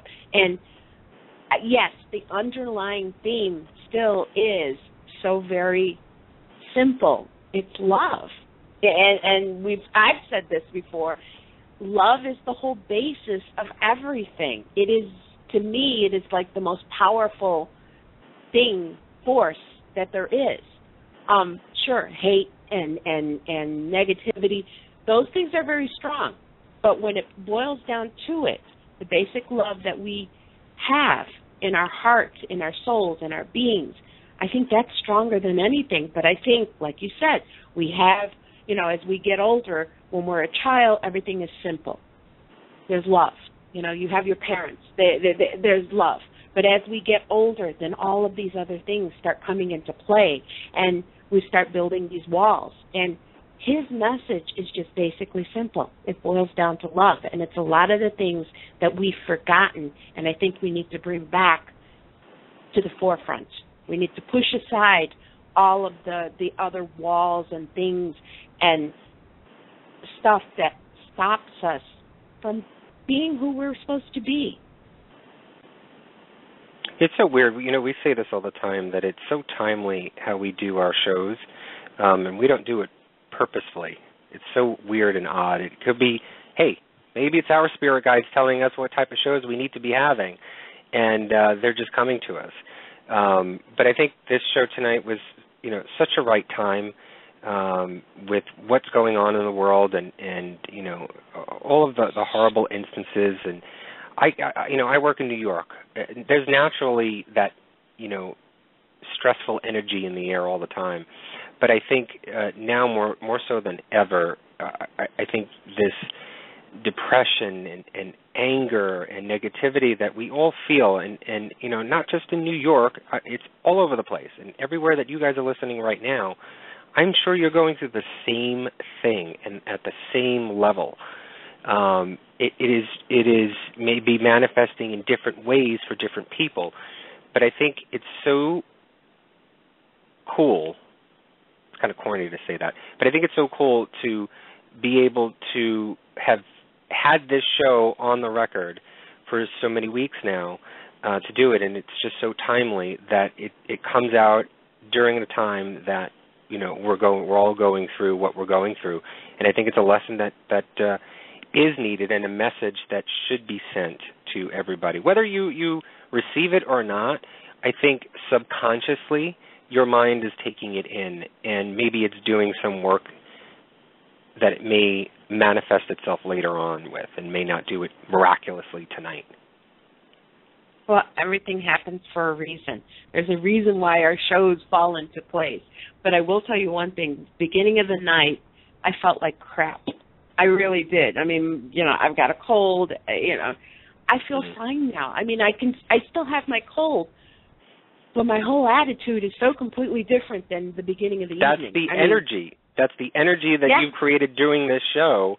I do it all the time. It happens to me every single time we do the show. I feel like I'm going through something right now where something very debilitating, and every time I'm on the show, it goes away. Completely goes away. As soon as we say goodnight, everybody, and the show ends, I hate it. I dread it because, you know, the feelings come back again. I want to keep it going. You know, I wish we could stay on 24/7 all the time. Maybe I can actually live my life.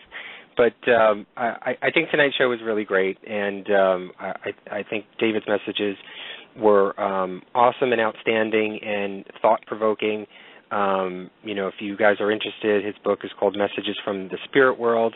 His website is davidarmstrongonline.com.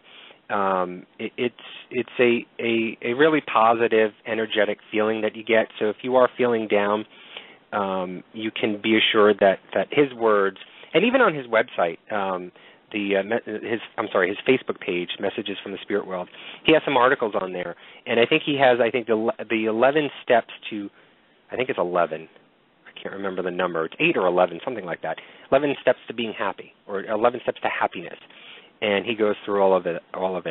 And he's just got really interesting reads that who knows may uplift you at a moment that when you really, really, really need it. No, it was a great show. I'm very, very glad we did this. And like I said, I mean, I feel so much better right now than I did before. And I'm so grateful that we did have him on the show. Yeah, it was great. All right, so why don't we get on to the fan of the week? Okay, let's go to the Paranormal Review Radio Fan of the Week. And this week, it is Savannah Cornelison of Huntsville, Alabama. Savannah has been messaging us with some insights from listening to the show, and she is just absolutely awesome. She likes Rob Zombie, Hailstorm, Tegan and Sarah, Cannibal Corpse. She likes Drip Coffee. She is a fan of Supernatural and House. She's a gamer. She likes BioShock, Left 4 Dead, and, of course, my favorite, The Elder Scrolls. And, of course, she listens to Paranormal Review Radio. Savannah, thank you so much for listening to us. Thank you for your kind words and your input, and congratulations. Yeah, so, Savannah and I had been talking on our Facebook message, and she's really interested in the elementals topic and the research there, and she's been sending us some articles and some videos to take a look at, because I'm interested in that topic as well. And she wanted to see if there was anything other than the whole common, the fairies as an elemental, if elementals are described for other types of energies or spirits or beings. And I had found some really cool articles and videos as well, and I had sent it to her. So we're trying to formulate this show around elementals. Probably do it sometime in November as we sort of research a little bit more. And I told her, whatever guest or whatever we do that night, I'd love for her to call in and talk about, because she's really fascinated with it, and she's done some research too. So kudos to you, Savannah, for actually doing that and getting more involved in it and actually researching and looking into these things and not just taking people's word for it. You're actually trying to discover something, or try and discover if there is even a possibility for these elementals of something else. So I like the way you think. So congratulations, Savannah. And don't forget, if you want to be a Paranormal Review Radio Fan of the Week, just like us on Facebook or subscribe to our YouTube channel at Paranormal Review Radio. Well, of course, we do have the best fans around, so. Of course. But you know what? As we move forward in our journey, we learn more and more about the universe in which we exist. Now, as we learn more, we may find a lot of what we think is the truth may not be. We cannot rely on others to give us the truth. We have to find it for ourselves. And we may have just learned that the answers we seek may be just within our reach. We want to thank David Armstrong for joining us and sharing his message and shining a light on some new doors that are in front of us. Will you open your door? Now, we did talk briefly about reincarnation tonight. What if you could remember? Would you want to? What if you could remember every little detail, and not just one lifetime, but several? Michael Jaco is a retired Navy SEAL, and he's written a book that explores his past lives in several historical time periods. The Awakening of a Warrior, Past Lives of a Navy SEAL Remembered, tells the stories of his past lives, from Egypt to Atlantis to even writing with the Knights Templar. Michael's experiences taught him important lessons in spiritual fulfillment. Join us next Friday night as Michael shares his story and some surprising things he has learned in the past that we may not know about, and how it has affected his life today. Thank you, everyone who listens, follows, and connects with us. There are no words to tell you how much it all means to us both. Thank you, Anthony, for being so special and letting us into your world. So, until next week, Parapeeps, keep listening to the messages of the universe and have a paranormal week. Good night. Good night, everybody. Paranormal Review Radio.